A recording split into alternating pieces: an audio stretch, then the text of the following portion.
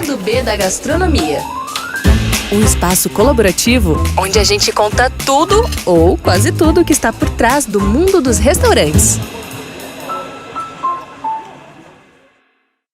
Olá, esse é o Lado B da Gastronomia. Eu sou Gisele Heck, jornalista, e tenho ao meu lado a comentadora e consultora de negócios em gastronomia, a Sâmia Fiuza. Tudo bem, Sâmia? Tudo bom, Gisele? Bom estar aqui. Ótimo. O nosso tema de hoje é muito interessante para quem está querendo começar a abrir um negócio na área de gastronomia. Quem tem aquela vontade, mas nunca estudou ou se preparou necessariamente, seguiu outra carreira e, no final das contas, acabou realizando esse sonho. E a gente tem com a gente o Paulo Dallanora Macedo, que está à frente do Cícero Bistrô, ali no Campo de Ourique. Tudo bem, Paulo? Prazer estar aqui com vocês, Gisele.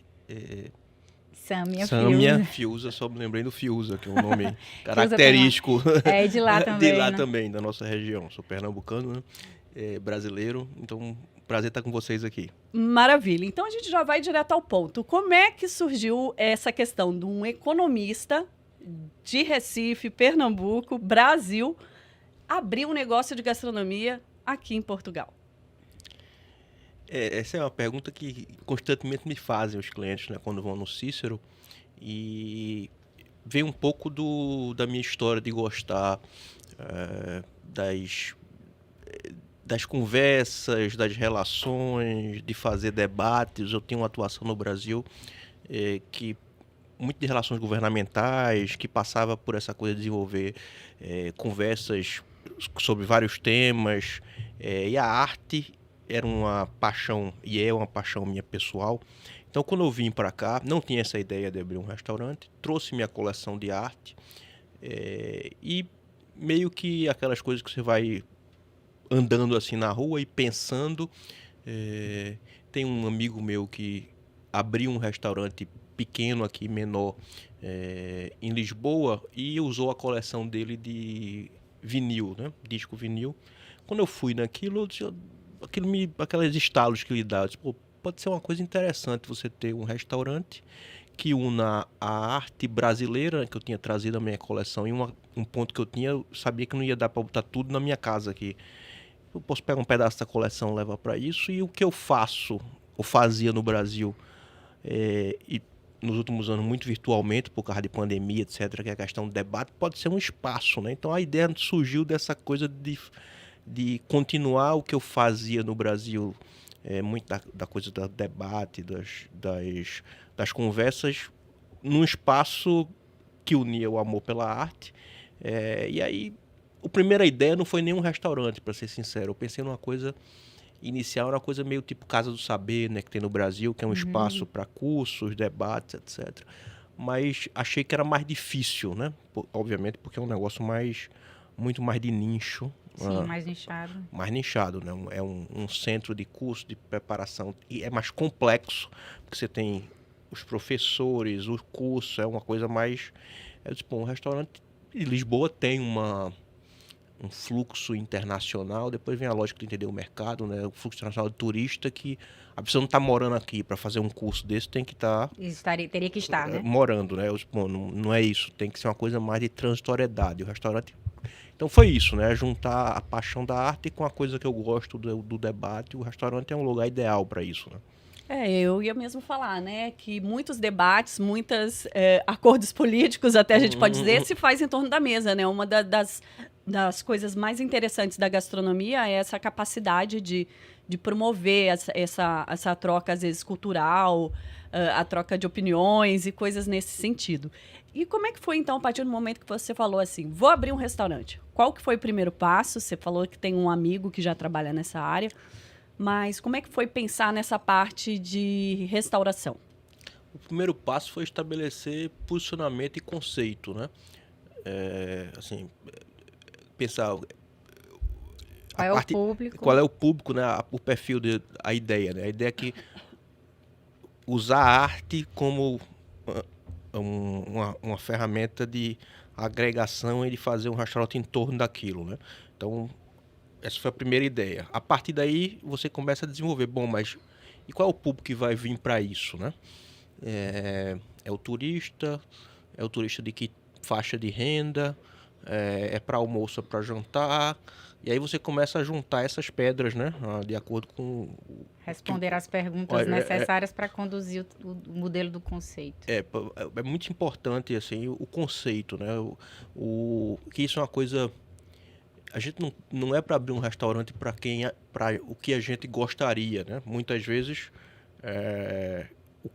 o seu cliente não é exatamente o que você imaginou, né? Então você tem que ter essa flexibilidade. Então, no meu caso, foi pensar qual é o conceito. O conceito é arte, então usar a arte como ferramenta de agregar e de fazer todo o menu em torno disso. Qual é o público que vai para isso? É um público um pouco mais sofisticado, de renda maior, que provavelmente não é um público que vai vir em grandes grupos, porque não é um lugar mais, vamos dizer assim, de ver e ser visto. Aí você começa a desenvolver o conceito, né? Mais bistrô, mais calmo. Então, é muito importante isso, porque você vai ter nesse processo, né? Como o restaurante é um negócio que basicamente todo mundo vai, todos os seus amigos vão, você vai ter muita poluição de opiniões, né? Normalmente as pessoas querem dar opinião sobre o restaurante que eles gostam de ir. Mas a sua pergunta mas aquela pessoa é o seu público-alvo, né? Então você tem que ter muito cuidado com isso. Sim. Porque provavelmente, por exemplo, o Cícero provavelmente é um restaurante que uma parte dos meus amigos, ou uma parte das pessoas que eu conheço, não é o seu cliente. O cliente, né? Então, a persona, né? Como se diz. A persona. Então você tem que ter cuidado com isso, porque para não estragar o seu conceito, né? Então, a partir daí que a gente identificou, que eu identifiquei assim, esse é o perfil que eu quero. Aí você começa, não tem público em Portugal, morador em Portugal suficiente para ocupar esse espaço. Então, provavelmente vai ser o turista e o principal cliente, né? E isso gera uma série de... Quando você toma essa decisão, gera uma série de... Tem uma cascata aí de coisas outras de gestão. Decisões. Que aí você tem que ter toda a comunicação em inglês, o pessoal de sala que fala inglês, tem que ter uma lógica que está ligada a isso. Você já apontou para esse cliente de fora. Então tem que ter uma lógica ligada a isso, né? Porque senão você não dá para mudar o negócio no meio do caminho. Exatamente. Inclusive o perfil do menu, etc., tem que ser pensado para esse público. Então desde o começo foi muito esse desenho. E aí um pouco da experiência como economista e contato com outras pessoas, quer dizer, a lógica do mercado de restauração eu não conhecia detalhadamente, mas ajudou a ter um pouco da noção dos números. Assim, não é nenhuma surpresa para mim que um principal público do restaurante, 80% seja de turista. Desde o começo... Já foi desenhado dessa forma. Nessa parte, Sâmia, dessa criação, a gente já falou em algumas oportunidades aqui sobre conceito, mas é fundamental ter em vista esse outro lado, né? O do público-alvo, saber o bairro onde você está, que tipo de cliente passa naquele bairro, que tipo de pessoas vão frequentar o restaurante, a questão da renda dessas pessoas. Como é que é esse trabalho inicial para fazer esse mapeamento e conseguir desenvolver um negócio? Esse desenho é, como ele disse, né? Parte do conceito. Do conceito, você quer saber que público vai atingir, em que zona da cidade vai atuar. Isso tudo você vai definindo que faixa etária, até o sexo da pessoa, que gênero de pessoas vão estar ali, se é grupo, se não é grupo. Enfim, tudo isso vai fazer a delimitação do público. E depois você vai fazer um business plan, né? Como é que você vai fazer? Você tem um orçamento. Você pode fazer duas formas. Você tem um orçamento e você vai colocar o conceito dentro desse orçamento, ou você não tem orçamento nenhum, né? E vai desenvolver algo, olha, eu tenho essa ideia, quanto é que isso vai custar? Aí você vai fazer o detalhamento todo desse orçamento. E a partir desse orçamento, desse budget, é que tudo vai ser conduzido, para você não sair aí extrapolando o dinheiro antes da coisa começar a andar. Inclusive, fundo de maneio e tudo, né? Você que é economista. Sim. Agora, uma coisa interessante que para a gente até localizar as pessoas que estão ouvindo e assistindo a gente, é a questão do nome Cícero, né? Que tem tudo a ver com esse diálogo com a arte. A maior parte da sua coleção é com o trabalho do Cícero Dias, porque ele também teve um papel fundamental nessa criação do conceito, né? Não, fundamental. Quando a a ideia inicial nasceu, né? Um restaurante que tem a arte brasileira como âncora e circule ao redor disso.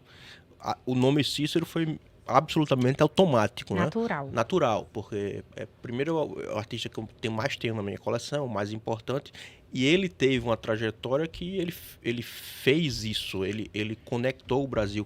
Morou um período aqui na Segunda Guerra, voltou para Paris, ele viveu 97 anos, dos quais 65 em Paris, fazendo muito essa coisa de conectar o Brasil com o mundo. Ele é tido como, não é o modernista mais importante do Brasil, talvez porque não tenha nascido em São Paulo, mas é reconhecido como o artista que mais conectou o Brasil com o mundo.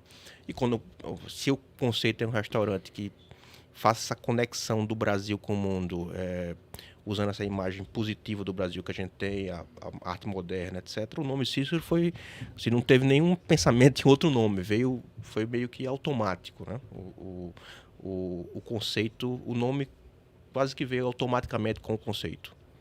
Como é que faz, Sâmia, para batizar um empreendimento? Ele realmente é a autenticidade do próprio conceito que ele criou. E aí fez o menu, não é? Como é que você desenvolveu esse menu baseado já nessa ideia? Porque aí é que é a maior dificuldade. E depois fazer com que esse menu funcione até estrategicamente na gestão também, né? Esse é um ponto muito importante, né? Nós vai completar 2 anos agora em agosto, né? Então eu diria que a gente teve 2 menus até agora, um menu mais... e o ponto desde o primeiro menu, que foi um menu mais simples, né? Porque a equipe era uma equipe basicamente toda nova, só tinha um chefe que tinha experiência, as outras pessoas não tinham experiência numa gastronomia assim mais elaborada. Então estavam também a se conhecer, não é? E o chefe criou um menu mais simples também por conta disso, né? Pro primeiro ano. Então a lógica do menu foi assim, obedecendo esse critério, né? Quer dizer, se é um restaurante que o nome é Cícero, que é homenagem a Cícero Dias, que tem a arte brasileira como pano de fundo e cola aí, que junta tudo isso, né? Os afetos, etc. E quer conectar Brasil com Europa, França, Portugal, notadamente, tem que ser um menu que respire esse sentimento, né? Que junte Brasil, Portugal com França, entendendo que o público vai ser um público, isso é importante, um público turista, etc., mais sofisticado. Então, onde é que entra isso? E obviamente que o outro ponto é a história da operacionalização daquilo ali, né? Por isso que tem que ter muito cuidado com essas opiniões. Tem que colocar aquilo. Não, tem um negócio que Tia Gorete faz lá no interior, é uma maravilha, assim, mas dura 17 horas para fazer. Então, porque o menu vai ditar tudo atrás, né? Toda a operação do estoque, tudo que vai acontecer ali na cozinha, ou a pessoa fica maluca ou não, se ela tiver ali uma operação para fazer uma preparação. Tem aqui, eu não tenho em Portugal, o ingrediente é importante, a preparação como é. E o seu público-alvo, quer dizer, que no nosso caso é o turista mais sofisticado, etc. É importante dar a ele um pouco desse conhecimento Brasil, Portugal, etc. Mas você tem que ter entendimento que não pode ser uma coisa que seja radical, raiz demais. Muito caricato. Porque senão você corre um risco de entrar num perfil muito de nicho demais, né? Então você tem que ter esse cuidado, né? Assim, sim, é uma experiência que tem que ter Brasil, França e Portugal, mas no meu entendimento, por exemplo, não cabe lá uma buchada, por exemplo, porque primeiro ingrediente, segundo, é caricato demais fazer. Você tem que saber uma coisa que tem que ter, um restaurante que tem que ter padrões que o cliente identifique, que tem que ter o gosto que o cliente identifique. Pode ter uma surpresa, mas não pode ser uma coisa assim que seja óbvia. Senão você fecha muito o seu leque, né? E aí começa a fugir também do próprio conceito. Do próprio conceito. Se é ser ponte e unir, você tem que ter coisas que conectem, mas que também tenham algum tipo de familiaridade com ele, né? Então, tem que pensar nisso aí. Talvez o fato de eu não ser chefe também ajuda, porque... mas você tem um lado do cliente, né? Tem um lado do cliente, mas porque às vezes o chefe tem mais... vamos dizer assim... eu diria que... Técnica? Não é nem técnica, mas é um pouco de apego demais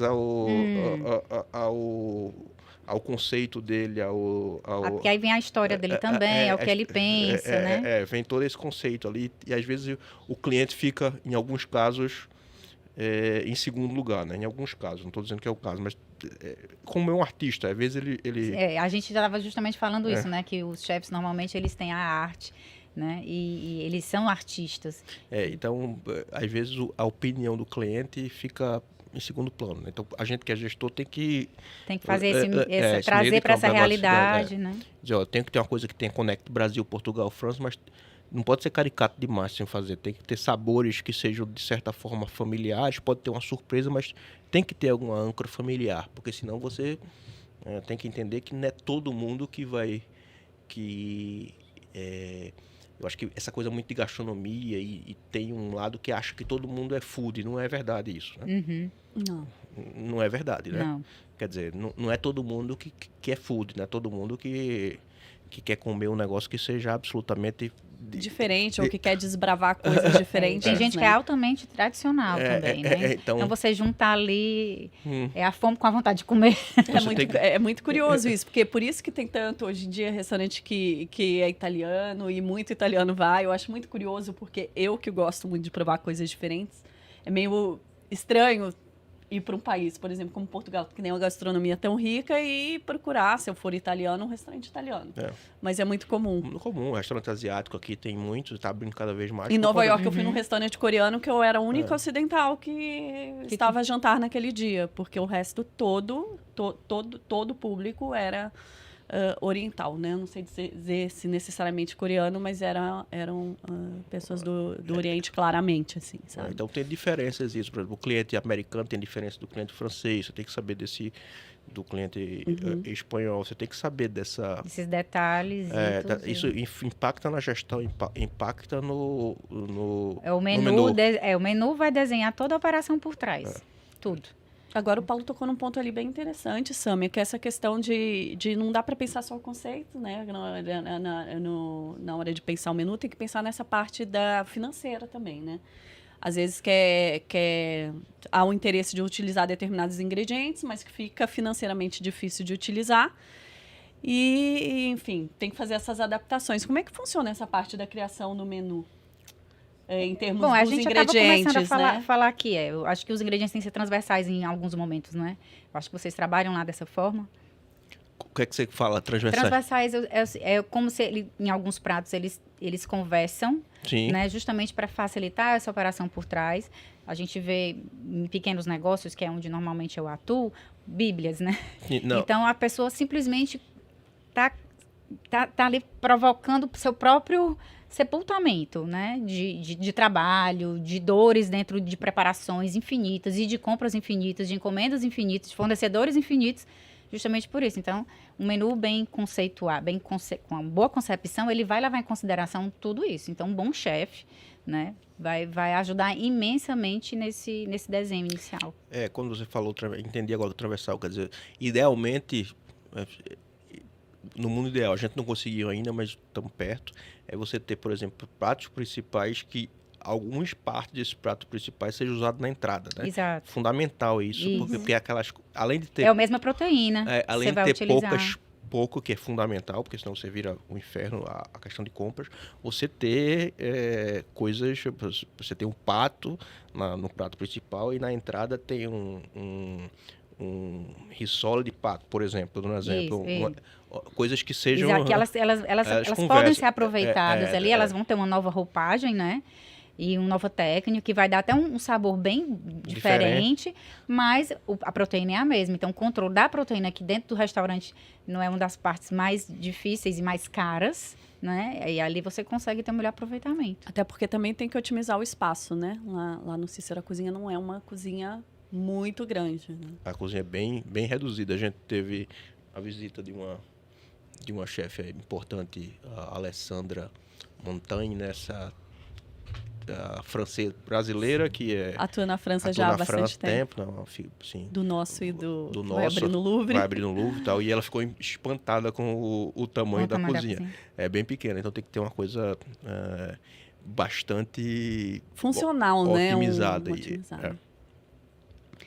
Agora, indo para um outro lado, para essa questão de inovação, né, dessa novidade de abrir um restaurante, você tem esse diferencial, além de tudo, além de ser uma nova empreitada, começar a trabalhar com restauração aqui em Portugal.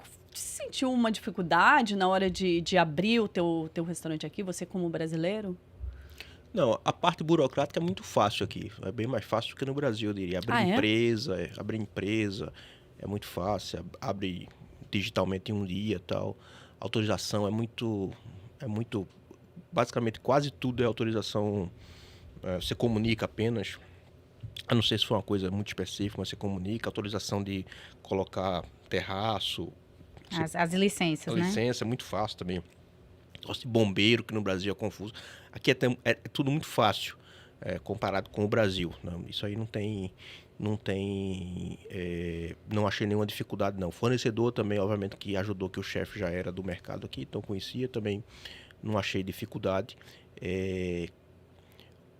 O que, vamos dizer, a parte de dificuldade que eu achei, a parte de marketing, eu acredito que aqui, e aí não é opinião minha, é opinião mais ou menos geral, Portugal está atrás do Brasil do ponto de vista de Eu também concordo. tecnologia de marketing. Obviamente tem um sentido que a gente tem 220 milhões de habitantes, né? E tem uma muito complexidade maior. Então as agências, a coisa tem uma sofisticação ali impressionante, né? Aqui não tem essa de rede social, tanto é que aqui ainda tem muito uso de Facebook comparado com o Brasil. Sim. Então, Determinadas faixas etárias funciona o Facebook, não é o Instagram. Esse é o primeiro ponto, essa parte, um pouco de dificuldade do mercado local de marketing. E tem eu particularmente acho que tem uma dificuldade assim, o português mais tradicional, talvez não... Para ir para restaurantes que não sejam portugueses de português... A tasca? Eu acho que tem uma barreira aí, na minha opinião. Talvez. Eu não estou falando do restaurante do dia a dia, estou falando do restaurante mais de escolha, etc. Tal. Tem uma coisa do restaurante da gente, o restaurante da terra, que tem que é português, né? Genuinamente português. Talvez eles se sintam mais atraídos por esse tipo de tem um conceito. apego muito grande à gastronomia local, né? Então, acaba que, assim, a gente não consegue entender muito isso, porque o Brasil não tem isso, né? Não tem muito isso, né? Porque o Brasil não tem tantas culturas como aqui também. Talvez não, eles de gastronomia, né? Você é. vai jantar em São Paulo, pense assim. Tem de tudo. Tem de tudo. Qual foi o jantar mais sofisticado de São Paulo que você foi, que foi comer comida brasileira? Raramente. Foi no do Dom, tem 3 ou 4 ali que era, mas a chance é que você foi comer no italiano, no francês, Sim. Tem mais diversidade. Ou no internacional. Internacional.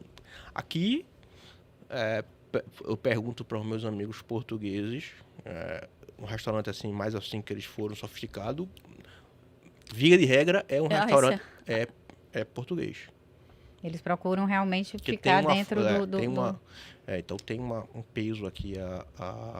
Então, como o restaurante da gente não é um restaurante que tem uma culinária portuguesa, você tem, eu acho que tem um pouco essa resistência. Mas, obviamente, que tem um outro lado, que esse nunca foi o público pensado para ser o público. Você já pensou de alguma forma isso. Né? Agora, fazer um comentário.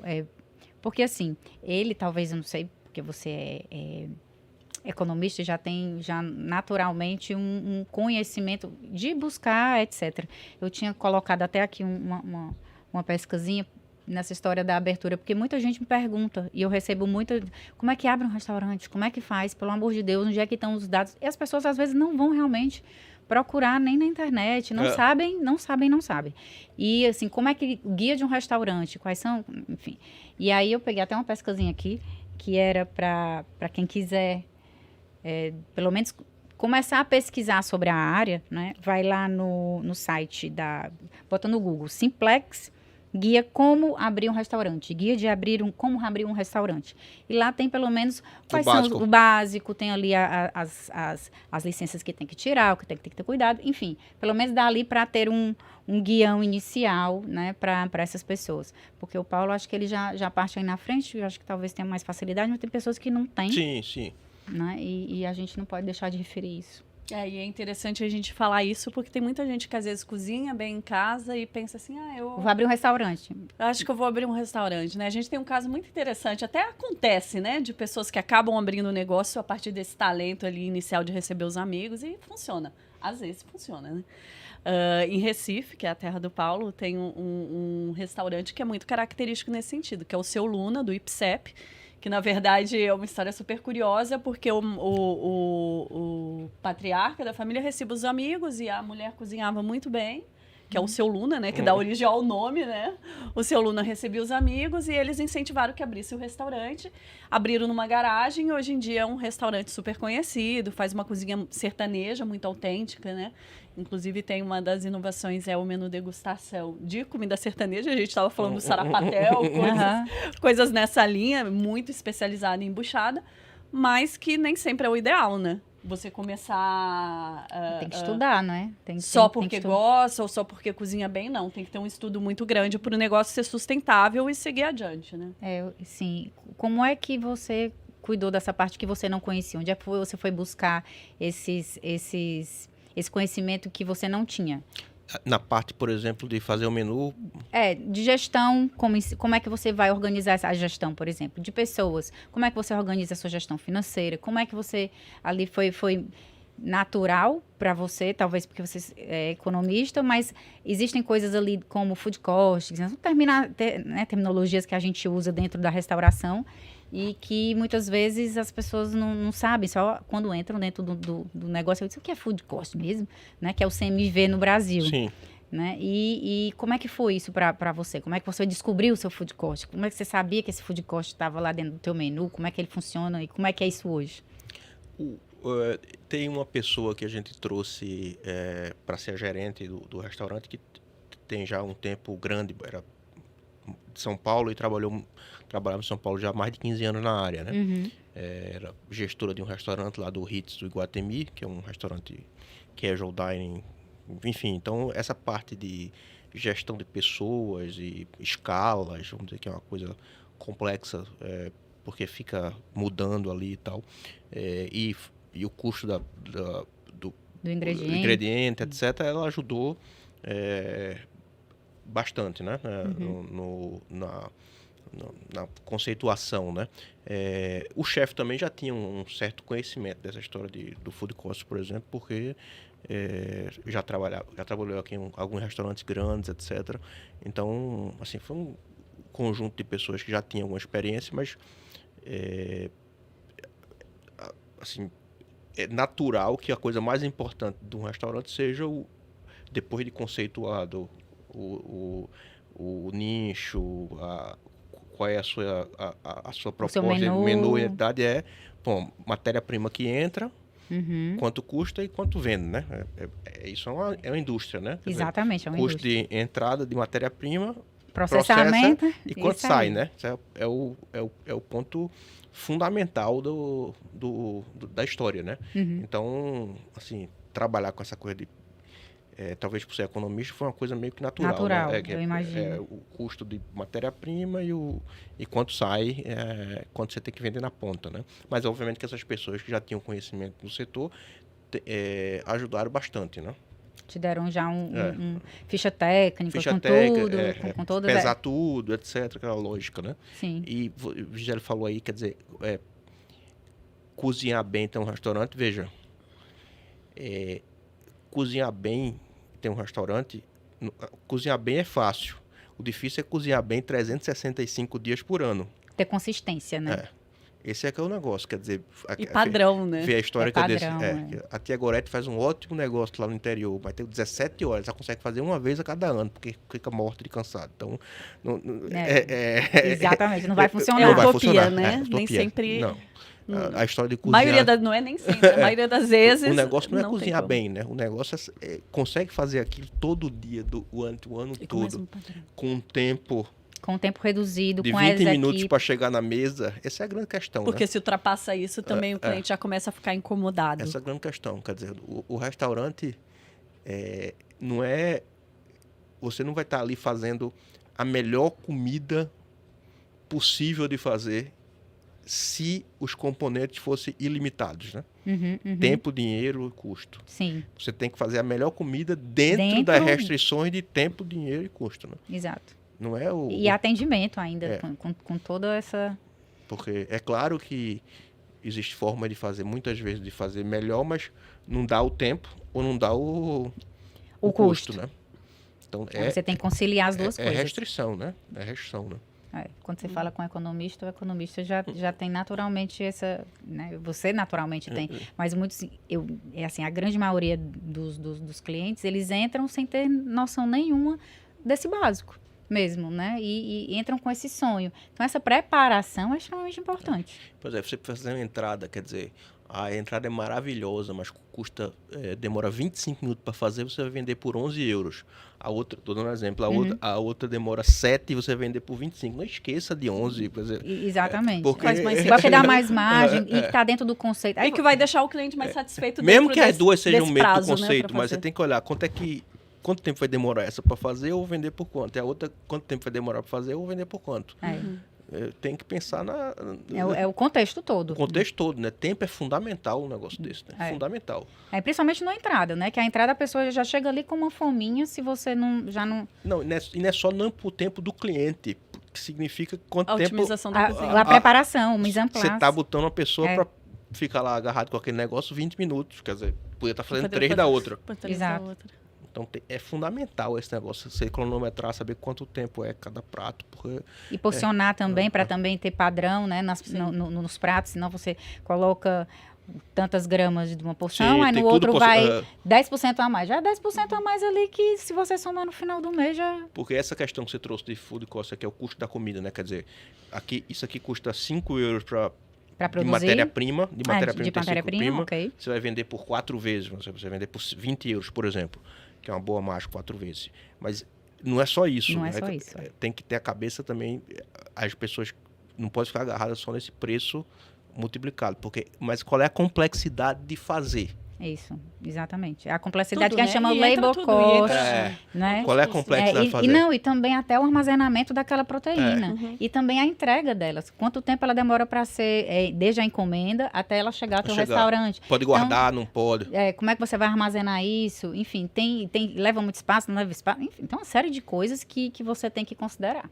Então, pode ser muito boa a margem, mas ela demora, tem uma complexidade para fazer. Tão grande que não Enorme. compensa. Exato. Às vezes tem uma que tem menos margem, mas é muito mais fácil E de você fazer. roda mais. Agora sim, entrando na questão de escolha de horário de funcionamento.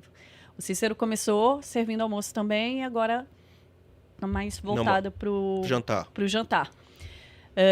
O que teve de necessário para fazer esse ajuste? Por que você decidiu fazer isso em termos de percepção mesmo de mercado, né? O Cícero está completando 2 anos e precisa de ajustes Sim. ainda, né? O primeiro ano a gente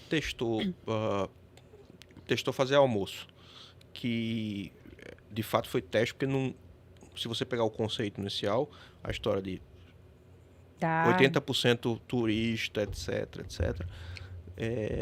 Durante o dia estão a Tão- passear. Tão andando. Estão passeando, estão andando, né? Mas vamos fazer um teste aqui de almoço para saber se, enfim, menu executivo, para saber se vale a pena, né? Testamos 3 tipos de menu executivo e foi uma confirmação, vamos dizer, da hipótese. Da sua teoria. Da hipótese, né? Confirmação da hipótese. hipótese, né? Que é turista e mesmo no almoço executivo, mesmo com preço diferente mais baixo, você não consegue atrair. Porque eles têm outro mindset para aquele momento, né? Talvez Tem. ele realmente tá ali no turismo dele, né? Não, no turismo não vem para almoço. Né? E o público local. Não compensa pela questão da escala da equipe, Não. de ter que ter equipe Aí- cobrindo o tempo inteiro. Aí né? a gente mudou, quer dizer, a gente tinha um dia que a gente fechava, que era o domingo. e abria almoço e jantar de segunda a sábado. Aí a gente fechou almoço e passou a abrir todo dia. Todos os dias. Em- Fez a compensação. Inclusive domingo, né, para jantar, né? E aí, claro que com isso aí você ficou mais ainda, passou por 85% turista. Antes era 75% e tinha um pouco de almoço. Mas foi a confirmação de uma tese, né, de uma hipótese que era que o público vai ser mais turista. E aí isso tem muito a ver também com o posicionamento que você quer, né? Porque isso é um cuidado que as pessoas têm que ter. Eu acho que e aí tem que ter uma cabeça de economista, mas de marketing também. Dava para encher para o restaurante cobrando um almoço executivo de 18 euros, talvez enchesse. Talvez desse. Desce. Mas só aí o que você vai impactar em todo o resto, né? Não, você vai impactar não só a equipe, mas do ponto de vista de posicionamento. Sim. Porque você tem que pensar em posicionamento. Sim. Restaurante é posicionamento, né? Como é que você vai ter um almoço de 18 euros, ou 20, o que seja, E no prato outro, e no jantar você tem uma média de gasto que a gente tem de 80. ticket médio de 80. Quer dizer, fica... Um contrassenso, né? Fica com você começa sair do... Você começa a... Fica muito um disparate, né? Entre Você uma coisa... começa talvez canibalizar aqui o jantar, né? Porque Sim, porque daí a pessoa pensa, se eu posso comer eu a posso mesma comer comida lá... de qualidade e frequentar esse restaurante, ter essa experiência por 18, vou pagar 80. isso é um Por ponto. quê, né? O segundo ponto é, eu não vou nesse restaurante porque tem alguma coisa aí que não vale 80. Sim. Também faz sentido. Pode ser que um pedaço vá, mas tem uma parte pior, que é dizer, eu não vou aqui porque... Sim. Alguma coisa não está conversando. Alguma coisa não está conversando. Quer dizer, tem uma coisa aí que... Como é que tem um almoço 18 e eu vou pagar 80 aqui no jantar? Sim. Tá fora de... E o posicionamento realmente... eu acho fundamental. E sabe como tem que ter clareza com isso, né? Não é todo mundo... É muito fácil você se desvirtuar quando financeiramente a coisa... Os primeiros anos, né? Digamos, ou meses, sei lá, dependendo do negócio. Você tem ali um tempo que você vai entrar até no ponto de equilíbrio, né? Entra ali e tal. E muitas vezes, se isso demora mais um bocado e você tem uma leitura errada do negócio, é muito comum que você se desvirtue. A gente estava até falando um dia desse sobre isso aqui. Para isso, você tem que saber o perfil que você tem. Eu conversei até com um cara que era brasileiro, que foi executivo de uma rede de fast food grande, dessas tipo McDonald's, Burger King, etc. E a cabeça dele era assim, não, para ter mesa vazia é melhor ter promoção. Mas esse mundo de gastronomia, alta gastronomia, é melhor mundo. conversar com o cara da Louis Vuitton. Isso. É gastronomia, mas é mais parecido. A gente não é altíssimo gastronomia, mas eu diria que está ali... Está mais para lá do que pro fast food. Fast food. A gente está mais na gastronomia autoral, 80 euros por pessoa, do que do fast food. Então, esse negócio é mais parecido com marca de grife do que com fast food. Então, se você tiver que pegar uma opinião, você vai pegar dentro do seu Quando eu conversei com esse cara aqui, que eu não entendo o negócio, eu fui conversar com esse cara para entender isso. É melhor ter... com desconto, é melhor ter desconto, essa coisa de dar desconto de 30%, 50% das plataformas de forca, é melhor ter a mesa com desconto ocupada do que desocupada. Aí quando você vai pro cara de marca aqui... Aí, opa, não é bem assim, né? É melhor não vender a bolsa. Sim, porque você não quer a sua bolsa lá daquele... Com desconto, do que vender com desconto e queimar, porque senão o cara quer comprar a bolsa com preço cheio, ele já vai mas... Então, é o mesmo mercado, mas gastronomia, mas são lógicas diferentes. Sim, Tem que saber onde é que você está. O lado B da gastronomia. Não é alta gastronomia, está mais parecido com Louis Vuitton do que está com McDonald's, do ponto de vista da lógica. Isso, então você tem que buscar exatamente onde está mais apontado, né? E fazer essas adaptações faz parte do negócio, né? Todo negócio não está pronto, né? Eu acho que não sei se você sente assim, o negócio ele é vivo. A roda está ali, a roda está tá girando. Você tem que entender, tem que ser rápido, porque hoje tudo acontece muito rápido. Você tem que entender o que é que está se passar e dar resposta no tempo certo, né?